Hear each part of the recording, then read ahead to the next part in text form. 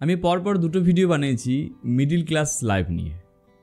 আমি এটাও দেখতে পাচ্ছি যে তোমরা এই ভিডিওগুলো খুব ভালো লাগছে তোমাদের। অনেকে কমেন্ট করেছো যে স্যার এই ভিডিওগুলো আমাকে নতুন কিছু আইডিয়া দিচ্ছে, তাই আবার সাহস করে আজকে একটি ভিডিও বানাতে চলেছি। ভিডিওতে আলোচনা করব যে একজন মধ্যবিত্ত মানুষ, এ তোমার আমার মতন, আমরা কি কখনো জীবনে ধনী হতে পারি? আমরা তো অনেকে কল্পনা করি, স্বপ্ন দেখি ধনী হবার, আমির হবার। সত্যি কি হতে পারি? তার কি প্রসেস আমাদের জানা আছে? এই বিষয়ে আজকে আলোচনা করব।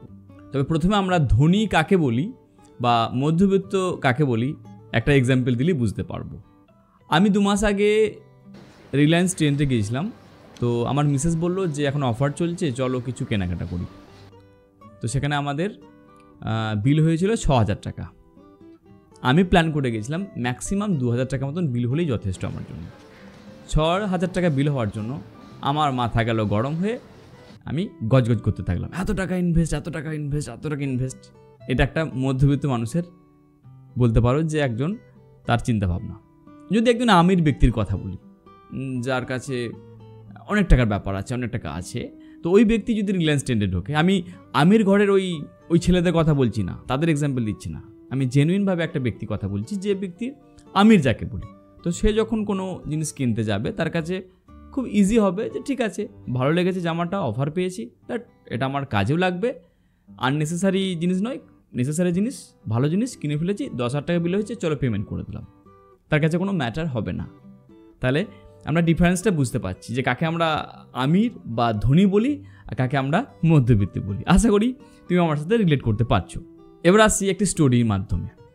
আমি যখন ছোট ছিলাম, আমার নানাজি একটা স্টোরি বরাবর শোনাতেন। আচ্ছা, আমার নানাজি বলতে তোমরা অনেকে জানো যে মায়ের বাবাকে আমরা নানাজি বলি। ওকে, তো নানাজি একটা স্টোরি বলতো যে উনি কী করতেন প্রথমে বলে রাখি। আমার নানাজি উনি যেটা করতেন, আমি যে অঞ্চলে থাকি তার আশেপাশে রাইস মিল হয়। যে ধান তোমরা খাও, এই ধানকে বলতে পারো যে প্রসেসিং করে একদম মার্কেটিংয়ে আসার যেটা হয়, তার জন্য মিল তৈরি হয়। তো রাইস মিলের পুরোটা উনি করতেন, এবং রাইস মিল করার সুবাদে বহু মারোয়ারিদের সাথে ওঠা বসা করতে হতো। তো উনি গল্প করতেন এটাই যে একটা মারোয়ারির বাবুর কত রাইস মিল, মানে একটা নয়, 3-4টে রাইস মিল আছে, প্রতিদিন গ্রো করেই চলেছে, কোটি কোটি টাকার মালিক, মানে বস্তা করে টাকা নিয়ে যায় সারাদিনের পর, এত টাকা।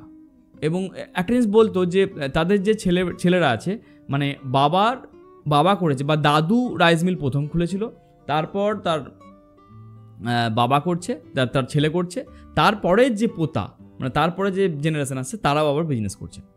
এবং তাদের ছেলেমেয়েরা ম্যাক্সিমাম 12 অবধি বা গ্র্যাজুয়েশন করলেও তারা কি করছে, যে সিবিএসসি বোর্ড বা আইসিএসসি বোর্ডের থেকে পড়াশোনা করে করছে, বিজনেস করছে। এবং এটাও আমি শুনতাম আমার নানাজির কাছে, যে যখন ছেলেটা বাবার কাছে কাজ করতো, যেমন এমপ্লয়ি থাকে, এমপ্লয়ির মতোই কাজ করতো এবং শিখতো। মানে এটা নয় যে আমার ব্যবসাটা আছে বলে এসি বসে যাবে, তা নয়। এটা আমার নানাজির কাছে হামেশাই শুনতাম। আবার আমার বাবা একটা গল্প শোনাতো। কী গল্প শোনাতো না, আমার বাবা বলতো যে দেখ, আমার একটা ছোটোখাটো দোকান আছে, তোকে এই দোকানে জীবনে থাকতে হবে না, তোর কাজ হবে তুই বড় হ, তুই ছোট থেকে বড় হবি, বিশাল কিছু করবি, এই ডাক্তার হবি, বহু কিছু করবি, সার্জারি করবি, লাখো টাকা আসবে, কোটি টাকা আসবে। আমি বলতাম যে হ্যাঁ এটাই হবে, আমি যেমন করে চালিয়ে দিচ্ছি একটা দোকান চালিয়ে। এটাই হচ্ছে মিডল ক্লাসের মেন্টালিটি। আমাদেরকে দেখবে সিনেমা বলো বা চারিপাশ থেকে আমরা স্টোরি শুনতে ভালোবাসি যে কিছুই ছিল না, দুঃখ দুর্দশা অবস্থা, তারপর নিজের দমে কোটি টাকার মালিক হয়েছে। এটা গল্পটা শুনতে ভালো লাগে আমাদেরকে, তাই না? কিন্তু বাস্তবিক সংখ্যাটা কত তাও জানি না আমরা, কিন্তু বাস্তবিক সংখ্যাটা নগণ্য। আর এই গল্পটাকে আমাদের শোনানো হয় সিনেমা করে, স্টোরি পড়ে, এরকমভাবে। আমির হওয়ার একটি ফান্ডা হতে পারে আমরা ধরো অনেকে আছে যাদের বাবার বিজনেস আছে, এই বিজনেসকে আমরা যদি এটা প্ল্যানিং করি বা বাবার যদি আমার সাথে সম্মতি থাকে যে ঠিক আছে বেসিক স্টাডি আমি নিলাম, আমি বেস্ট তোমার মাধ্যমিক উচ্চ মাধ্যমিকে ভালো রেজাল্ট করলাম, পড়াশোনা করলাম, ম্যাথ বুঝলাম, সায়েন্স বুঝলাম, কমার্স বুঝলাম, যা কিছু বোঝার বুঝলাম, গ্র্যাজুয়েশন কমপ্লিট করলাম, বাট আফটার দ্যাট আমি প্রথম থেকে ক্লিয়ার আছি যে আমার বাবার বিজনেসটা যেটা আছে, আই ওয়ান্ট টু গ্রো। আমি আমার বাবার বিজনেসটাকে আরও ডবল করতে চাই। এখান থেকেই আমির হওয়া যায়। আমরা আম্বানি গোষ্ঠী বলি, আমরা দেখতে পাই। তাহলে আম্বানি, আজকে যে আম্বানির কথা বলছি, উনি কিন্তু করেননি, ওনার বাবা করে দিয়ে গেছেন। ধীরুভাই আম্বানি করে গেছেন, তারপর ওনার যোগ্য পুত্র মুকেশ আম্বানি করছেন, এবং তারপরে ওনাদের আবার যোগ্য পুত্ররা এগিয়ে নিয়ে যাবেন। এইভাবেই আমিরই হয়, এইভাবেই হয়। তাহলে আমাদের কাজ হবে, যদি পসিবল হয়, আমি তোমাদেরকে পিওর বলছি না যে এটাই ঠিক, একবার ভাবনা চিন্তা করতে পারো। তোমার বাবার ব্যবসা আছে, ব্যবসা থেকে 60-70 হাজার বা 50 হাজার টাকা পার মান্থ আর্নিং আছে। তুমি মিডিল ক্লাসে স্টাক হয়ে গেছো, তুমি ভাবছো যে কম্পিটিটিভ এক্সাম দেবো, একটা নিজের দম দেখিয়ে চলবো। বাবাও চাইছে যে আমি আশেপাশে সবাইকে বলবো আমার ছেলে সরকারি চাকরি করে, একটা বড় র্যাঙ্কের অফিসার। তা না ভেবে এটাও তো আমরা ভাবতে পারি যে বাবার যে বিজনেসটা আছে, নাও ডেজ আমি টেকনিক্যালি কীভাবে আরও সাউন্ডেড করতে পারি, কীভাবে আমার বাবার বিজনেসটাকে ডবল করতে পারি, অথবা বাবার বিজনেসটাকে যেটা থাকলো প্যারালালভাবে ওই বিজনেস রিলেটেড আরেকটা কি অ্যাডিশনাল বিজনেস করতে পারি, যেখান থেকে ইনকাম করা যেতে পারে। তাতে কি হবে, একটা যে আমরা স্টাক পয়েন্টে আছি, প্রথমে যে হেল্পিং হ্যান্ড বলো, মেন্টালি বলো, তোমার ফাইন্যান্সিয়ালি বলো, অল সাপোর্ট তোমার ফ্যামিলির কাছ থেকে পাবে। তাতে আমির হওয়ার চান্সেস থাকে বেশি। তার মানে আমি এটা বলছি না যে ওই গল্পের মতন যে 0 থেকে হিরো হয়েছে, হয় না, হয়, সেখানে কিন্তু চান্সেস কম।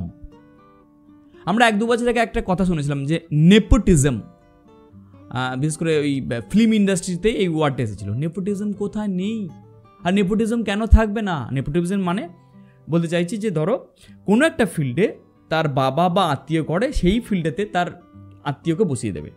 এটা আমরা রাজনীতিতেও দেখতে পাই, তাই না? অনেকে বলে যে রাজনীতিতে কেন নেপোটিজম চলছে, চলবে, কেন চলবে না, কেন চলবে না?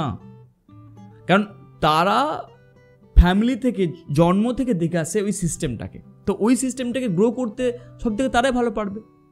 আর এটা কেন হেল্প নেবে না? তাহলে এটা আমরা দেখতে পারি যে বাবার বিজনেসকে ডবল করার জন্য কি টেকনোলজি অ্যাপ্লাই করব, কি ডবল করব। আরেকটি আমি এক্সাম্পল দেবো, আমাদের এই বর্ধমান শহরের খুব রিনাউন্ড বলতে পারা যায় যে কেমিস্ট কাম ডিস্ট্রিবিউটর, একজন বড় ডিস্ট্রিবিউটর, তার সাথে কেমিস্ট। ওনার কি ছিল, ওনার বাবার ছিল একটা ডিস্ট্রিবিউটরের দোকান, মেডিকেল শপের, মেডিকেলের ছোট ডিস্ট্রিবিউটর দোকান। তো বাবা খুলেছে, ওই বিজনেসে কি করলো, ছেলে আসলো, ছেলে আসার পর বিজনেসটাকে এতটাই বড় করলো, বর্ধমান শহরে ওনাদের বিকল্প নেই, তা স্টকিস্টিপে হোক বা কেমিস্ট্রি হোক, আমি নাম করছি না, অনেকে যারা বর্ধমান থেকে দেখছো আই থিঙ্ক রিলেট করতে পারবে। তবেই তো সে আমিরই জায়গায় গেছে, বাবা করেছিল সেটাকে নিয়ে ছেলে নিয়ে গেছে। কেন আমরা এটা ভাবতে পারছি না? এখানেই তো আমাদের স্টাক পয়েন্ট, এটাই তো আমাদের মিডল ক্লাস থিঙ্কিং। সো আমরা এরকমভাবে ভাবতে পারি, আই থিঙ্ক তাতে আমরা কিছুটা হলেও উন্নতি করতে পারবো। দেখো এটাই যে ঠিক বলছি না, একবার ভাবনা চিন্তা তোমরা করতে পারো। ওকে, আরেকটি পয়েন্ট আমি এখানে করতে চাই। এবার যার বাবার বড় গ্যাজেটেড অফিসার ছিল, মাসে 1 লাখ, 2 লাখ, 3 লাখ অব্দি আর্নিং করেছে, বাবাই আর্নিং করছে, বা তার ছেলের যদি আমরা দেখি, তারপরে যে জেনারেশন দুটো আসছে, তো তাদের দিক থেকে দেখা যাচ্ছে 0। বাবার ক্যাপাবিলিটিতে সে ইনকাম করে ফেলেছে, ছেলে কি করছে, 0। তার কোনো ফিউচার থিঙ্কিং নেই, তার কোনো সিস্টেমেটিক নাই, এবং লাইফকে একদম বাজেভাবে লিড করে, এরকম আমরা এক্সাম্পল দেখতে পাই। তাহলে এখানে কি হচ্ছে, একটা সময় পর বাবা যত বড়ই ইমারত করে দিয়ে যাক না কেন, lack of money management idea, lack of money management thinking in family, they will decrease, অবশ্যই তারা কমবেই।